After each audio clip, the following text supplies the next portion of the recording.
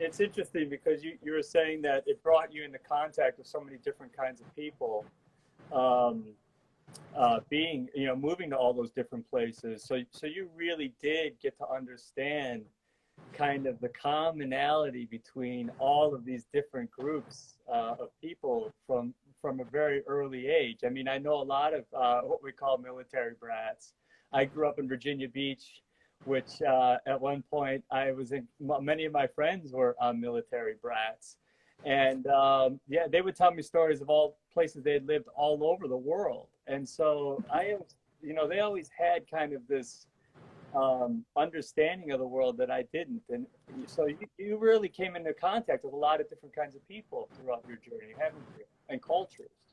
Absolutely, absolutely. And I mean, I feel like, my dad helped me to understand, I mean, my mom and my dad, right? My mother, our Pueblo upbringing, it's like we're all about community, right? If you're okay, everyone has to be okay. Like, we have to all be okay together. We can't just, not care about the folks in our community. And that's what I learned from my mom. And my dad just, taught us to embrace, embrace the outdoors. There were days with my dad when we would just spend the entire day outside, even if it was in our backyard. He loved being outdoors. And so I think, the folks here at the Interior Department, regardless of what bureau they're in, I think we all share that. In all the different bureaus, folks who work in the national parks, folks who work on the Bureau of Land Management, people who work with water and with offshore wind, like all of us are sort of share that common ideal that our natural resources should be protected so that we can have them for future generations. And I'm really proud to be on this team right now, Mark. It's amazing. And with the president's agenda, with everything that he plans to move forward, it's such an honor to be here and to work for a better future for everyone. So let's talk about that. I mean, that's a 1.9 trillion American rescue plan that the Democrats and President Biden recently passed into law. I mean, this is the largest. It includes the largest investment in Indian country since the creation of the federal government. Its programs. It's going to invest $1.75 billion in American Indian and Alaska Native government programs. So can you tell me a little bit about what that impact is going to have on Indian country, as well as the programs that will be funded in the Bureau of Indian Affairs and the Bureau of Indian Education? Right. So with respect to the BIA, during the pandemic, we saw how the pandemic highlighted the disparities in Indian country. There were articles written about folks who couldn't access clean water because it's polluted, or they just have never had running water. And so so part of this funding will go to housing related issues for potable water for folks who need to have clean water. It's a human right. Everybody deserves to have clean water. And $850 million for BIE schools, Bureau of Indian Affairs schools, tribal colleges and universities. So it's certainly exciting to think about that aid. The federal government cares deeply about tribes.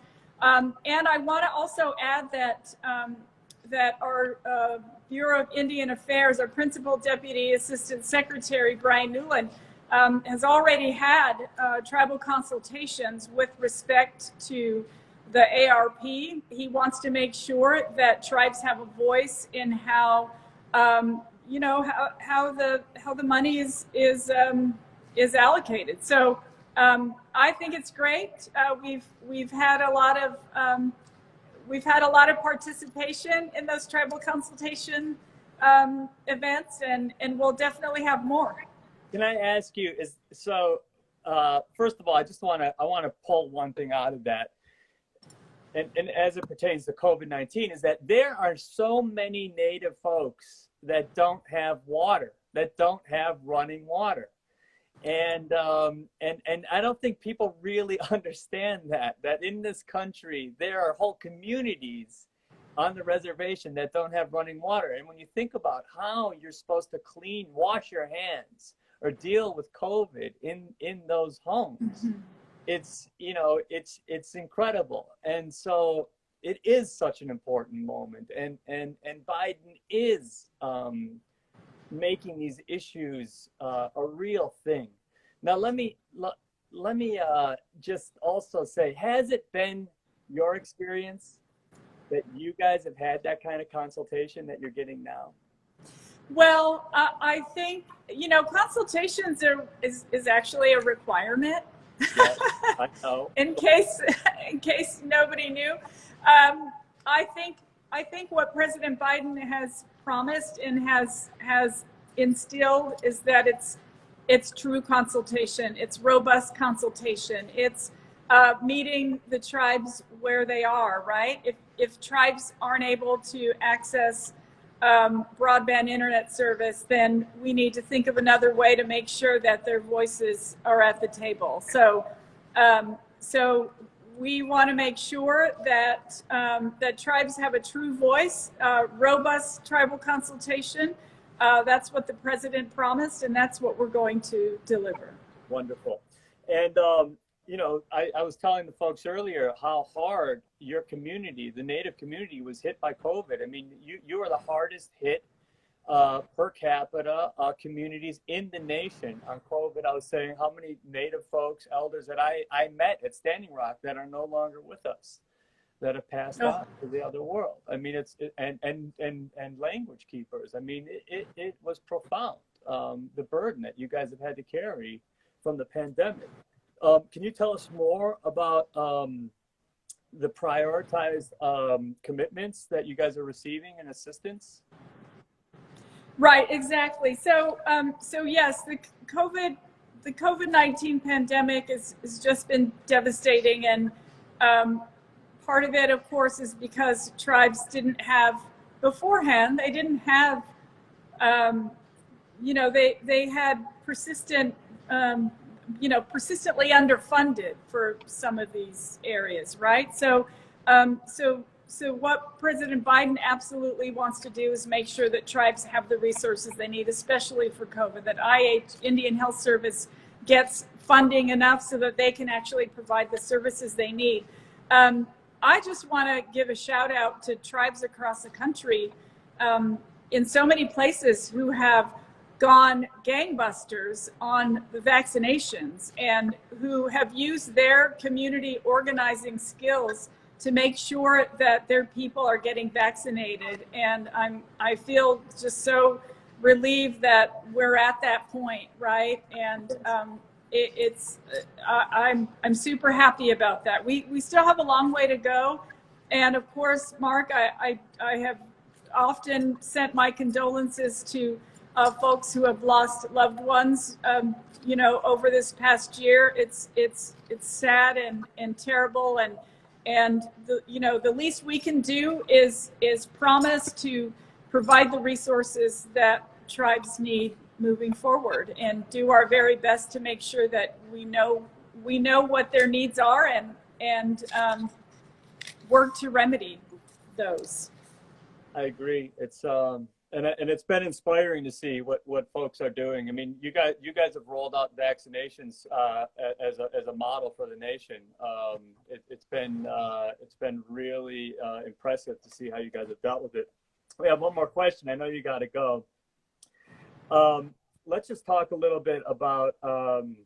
Recently I've begun working with some of the Lakota elders about returning the Black Hills, which are considered a sacred site to the Dakota people, along with the Bears Ears that President Obama gave protection status before Trump stripped it away. Can you talk about a little bit about these sacred sites and the significance of them to the Native people and why it's important to protect them, and what the Department of Interior can do to protect these sites and sacred areas for across the nation for all different people. Yes. You know, one thing that I feel like I've consistently pointed out is just because sacred sites aren't within exterior boundaries of tribes, it doesn't mean that we shed our obligation to care about those sites, right? Regardless of where these sacred sites are, if they're traditional and historical, and we have learned that it's our obligation to care for them, we will do that until we die, right? That's an obligation that we have our entire lives. And I know how important those areas are. I'm actually